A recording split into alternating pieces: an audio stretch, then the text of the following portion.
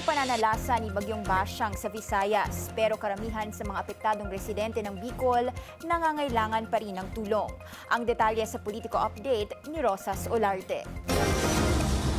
To the rescue ang Angels in Red Vest ng DSWD Bicol sa mga apektado ng baha sa riyon.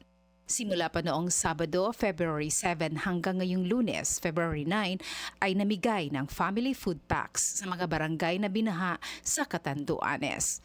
Ngayong araw ay humingi ng 18,000 family food packs sa DSWD Bicol Regional Office si Catanduanes Governor Patrick Azanza at ipinakita sa kanyang social media account ang distribution plan nito upang maging basehan ng 11 bayan o local government units katulad ng Bagamanok, Bato, Baras, Caramoran at iba pa na apektado ng share line sa distribution.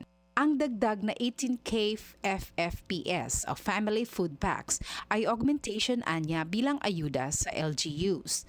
Sa gitna na rin ng pagbaha, landslides at iba pang kalamidad, dulot ng epekto ng climate change at ng mga man-made interventions sa kapaligiran katulad ng illegal logging at illegal mining, inihayag ni Governor Azanza na nakatakdang lumagda ang Catanduanes Government at UP NOAA sa Memorandum of Understanding o MOU at Memorandum of Agreement upang may siyentipikong basihan ang approach ng pamahalaan sa pagtugon at paglatag ng solusyon kasama ng infrastructure planning.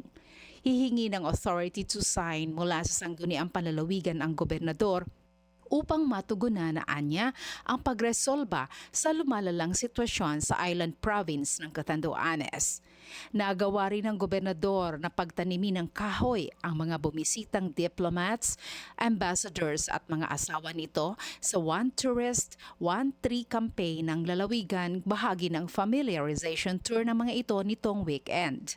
Samantala, patuloy ang pagmonitor ng kinauukulan sa buong sitwasyon ng lalawigan upang matiyak na agad na matugunan ang pangangailangan ng mga apektadong komunidad.